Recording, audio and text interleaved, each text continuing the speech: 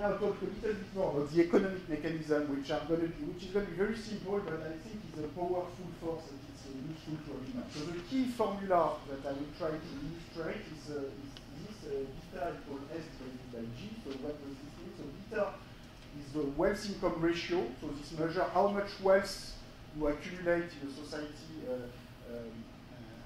as a fraction of the national income of the country. This is the savings rate of the country, and this is the growth rate. And the formula is reasonably simple.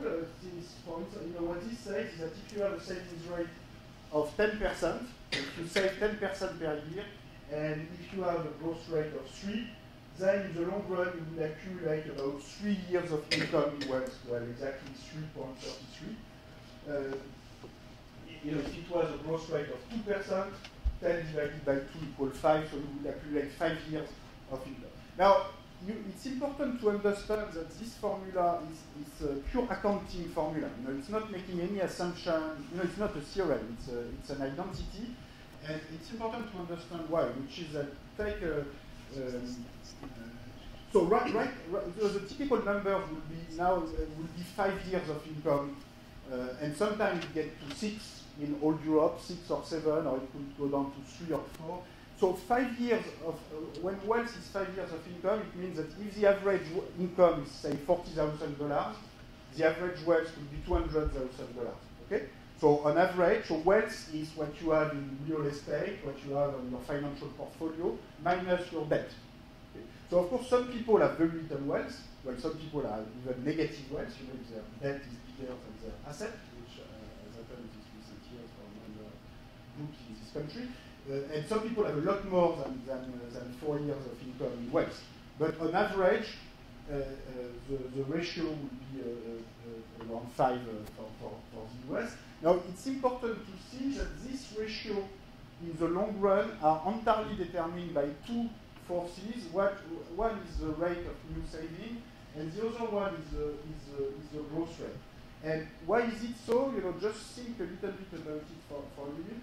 If the growth rate is 2% per year, and if you save 10% of your income, then the only stabilizing level of wealth is 5 years of income in wealth. Why is it so? Because, well, it's only with 5 years of income and wealth that when you save 10% of your income each year, your wealth is going to increase by 2%, 10 divided by 5, which is the same growth rate as national income. Therefore, your wealth will increase as much as GDP and national income, and this will be a stabilizing ratio. So, I'm sorry to do a little bit of a stupid algebra here, but it's a formula that's called in economics the Arrod-Demar-Solow formula, which when I was taught this in graduate school, I did not really understand what it meant, and I thought it was very abstract. And now I think I understand better that this can have quite powerful consequences when you want to understand the changes over time in the wealth income ratio, and also the comparison between US and Europe. So typically, US will be closer to 3% and Europe to 1.5%, mostly because of population growth. You have to, the per capita, so G, the growth rate, is the combination of two factors, population growth and the growth of production per capita, as we say, so per individual in the population. Now, the growth per capita will be not very different from 1.5 or between 1.5 and 1.8%, both in the long run, both in Europe and in the US. It's not very different. The key difference is that there's essentially no population growth in Europe these days, and Germany, Spain are even at negative rate. Whereas in the US, you have over 1% in population growth, you have even 1.5 historically over the past 2 centuries, and right now we still have a little bit of 1, which makes your total growth rate closer to 3 than 1.5. And you can see that this has enormous consequences in the long run. I mean, the basic mechanism is just that in a stagnant country, you accumulate a lot of wealth. Because when the country is stagnating in terms of population in particular, and it will be the same in terms of economic growth, you have, wealth is more important in a stagnant country than in a country which grows at a very fast rate. Okay? And And this has tremendous consequences for the relative importance of wealth and income, and in particular of inheritance and labor income. Another way to put it is, if you have huge population growth, if everybody has 10 children, you don't care too much about inheritance, okay? Because everything is going to get divided by 10 each generation, so you should count on yourself. You should, that's not, you're not going to make it on average. Some will make it, but on average for society as a whole, you need to rely much more on new savings than your own savings. So it's a trivial force, but very important. Historically, this is what explains. So if you compare Europe with the US, it's really striking to see that in the 19th century, wealth was about 6-7 years of income in Europe, about a bit more than 4 in the US. Now, of course, in the 20th century, this entire European dynamics was completely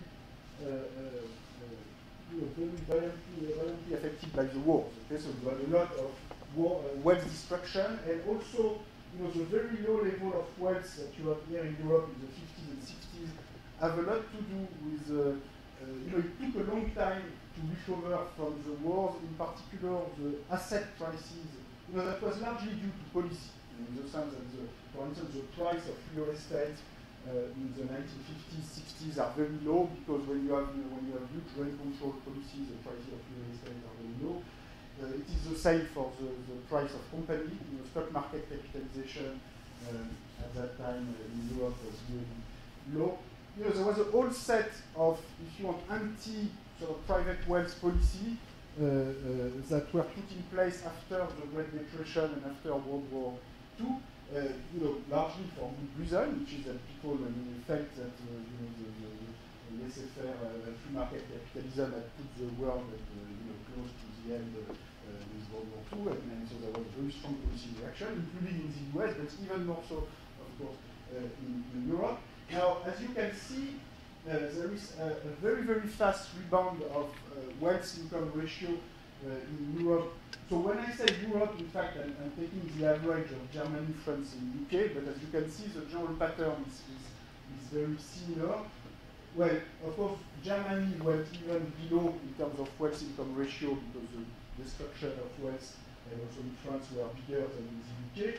But a big part of this low level is not really destruction, it's really more policy-induced destruction, if you want. A lot of it is due to policy, so that's why we are pretty much everywhere. And you can see that Europe, if you take Europe as a whole, this seems to be heading towards the same very high levels that you had in the past. And the simple economic model to think about this is really this formula, which is that for a given savings rate, you accumulate a lot more. Also, maybe you tend to save more in an aging economy. When you have low population growth, sometimes you might even save more. So in fact, the S and the G factor reinforce each other. But S depends on many other things, that sort of rational planning for aging. It depends on lots of things. Why is it that Americans have saved so little? There are lots of factors we cannot cover. Okay? So let me say that, of course, the US relationship with wealth has been a particular one, and one particularity is that, in fact, when you compare in the 19th century Europe to the US, it hinges a lot on whether you put slaves in the wealth or not. So at that time, certainly slaves were in the wealth statistics, and in the transmission of wealth in particular.